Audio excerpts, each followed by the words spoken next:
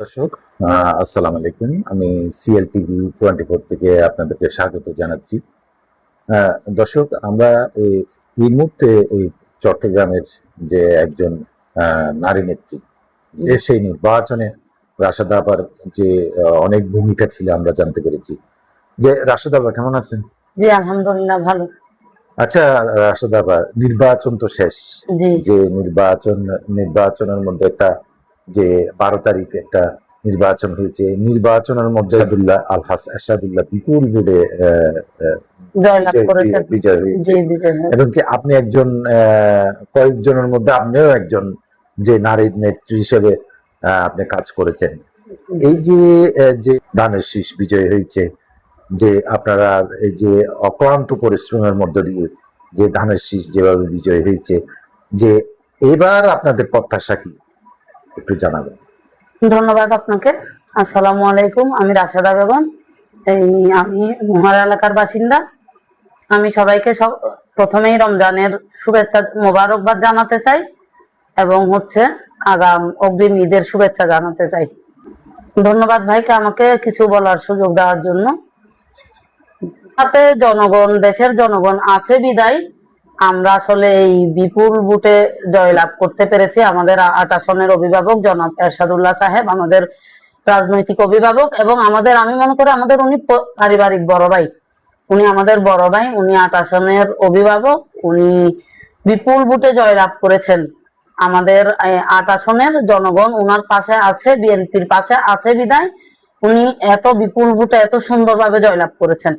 তো আমি সকলকেই ধন্যবাদ জানাবো, মোহরাবাসীকে, 4 নং এলাকার 4 নং 5 নং 6 নং এলাকার জনগণকে আমি ধন্যবাদ জানাই এই জন্যই যে তারা আমাদের সাথে আছেন। আচ্ছা ভাই, এই যে আপনারা একটা প্রতিশ্রুতি দিয়েছেন মানুষের সাধারণ জনগণকে, যে 31 দফা যেটা রয়েছে, এই সে 31 দফার মধ্যে কতটুকু বাস্তবায়ন আপনারা করতে পারবেন বলে মনে হয়? 31 দফা বাস্তবায়ন বলতে আমরা প্রথমেই তো যখন আমরা 17 বছর আসলে নির্যাতিত হয়েছি, ফ্যাসিবাদ সরকারের পতন হয়েছে, আমরা তখন থেকেই এলাকার জনগণকে নিয়ে কাজ করতে শুরু করেছি। তারা কিভাবে ন্যায্য মূল্যে জিনিস পায় আমরা তাদের দুয়ারে দুয়ারে টিসিবির পণ্যর কার্ডগুলো পৌঁছে দিতে সক্ষম হয়েছি। আমি বিশেষ করে আমি পুরো মোহরা এলাকার বি ইউনিটের সবার ঘরে ঘরে যাদের প্রয়োজন, যারা স্বেচ্ছায় টিসিবির পণ্য ওই নিতে আগ্রহী, তাদের জন্ম নিবন্ধন, তাদের এগুলো সংগ্রহ করে তাদেরকে অনলাইনে টিসিবির কার্ডের আবেদন করে তাদেরকে টিসিবি কার্ডের ব্যবস্থা করে দিয়েছি। এবং যে 31 দফার কথা বলছেন, আমরা প্রথমেই আমাদের নবগঠিত সরকার যেহেতু আমাদের নতুন প্রধানমন্ত্রী তারেক রহমান যেহেতু সরকার গঠন করেছেন, আমরা ধীরে ধীরে 31 দফা বাস্তবায়ন শুরু হবে এই লক্ষ্যে আমরা প্রথমেই এই ফ্যামিলি কার্ড গুলো দেওয়ার সরকার আমাদেরকে দেশের জনগণের কাছে সবাই কাছে এই সরকার জানিয়েছেন যে তারা ঘরে ঘরে যেন কার্ড গুলো পৌঁছায় দিতে পারি, ফ্যামিলি কার্ড গুলো বিশেষ করে। তো এখন পরীক্ষামূলক ভাবে যারা অতি দরিদ্র হত দরিদ্র তাদের ফ্যামিলি কার্ড গুলো রোজার মধ্যেই চালু হচ্ছে।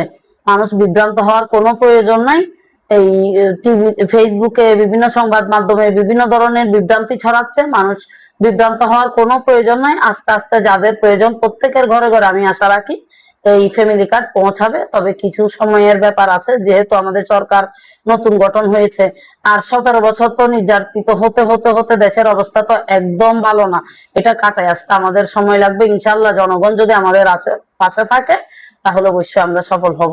আচ্ছা, এই যে মহিলা নেত্রী হিসাবে আপনি তো অনেক কাজ করছেন, আমরা দেখছি বিভিন্ন মানুষের দুয়ারে দুয়ারে মানে হয়েছে, এই ওয়ার্ড গুলোর মধ্যে আপনার পথযাত্রা বেশি দেখতে পাচ্ছি আমরা।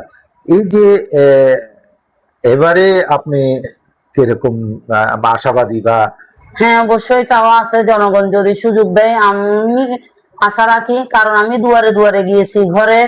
আমরা আমাদের বড় ভাই এরশাদুল্লাহর পক্ষ থেকে আমরা প্রত্যেকটা ঘরে, প্রত্যেক মোহরা এলাকায় বলেন, 4 নম্বর এলাকায় 5 নম্বর এলাকায় আমরা মানুষের দুয়ারে দুয়ারে গিয়েছি। আমরা মানুষের চাহিদাটা বুঝি, তারা সাথে আছে, তারা বিএনপির পাশে আছে, তারা এরশাদুল্লাহ ভাইয়ের পাশে আছে, তারা আমাদের পাশে আছে। তো আমি আশাবাদী ভাই যদি আমাকে সাপোর্ট করে তাহলে ইনশাল্লাহ আমি চেষ্টা করব মহিলা মানুষের সেবা কাউন্সিলরের, করা। জি, মহিলা কাউন্সিলরের মাধ্যমে জনগণের সেবা করা, এলাকার সেবা করার যদি সুযোগ হয় খুব খুশি হব। কি বলছে একটা, আমি আসলে প্রথমেই বলছি যে জনগণের সাড়া পাচ্ছি বিদায়ী বড় ভাইদের অনুমতি চাচ্ছি, উৎসাহিত করতেছে যে না আপনি পারবেন, সেজন্য আমি চাই বড় ভাইরা যেন আমাকে আচ্ছা সাপোর্ট আপা, করেন। যে আপনি যদি দায়িত্ব পান বা কোন রকম যদি আপনি যদি যে আল্লাহ যদি সহায় করে, যে আপনি কি করবেন বলে মনে হয়? আসলে আসলে যে তো নারীদেরকে নিয়ে তো অনেক কাজ করছেন নারীদেরকে আপনি। নিয়ে তো অনেক কাজ করছি, কিন্তু আসলে নারীরা তো অবহেলিত সব জায়গায়। তো আমি চাই কোনো নারীরা যেন অবহেলিত না হয়। আমি বিশেষ করে নারীদের নিয়ে কাজ করব, তবে এলাকায় শুধু নারী নিয়ে কাজ করব এমন না, এলাকায় যেন সবাই ভালো থাকে।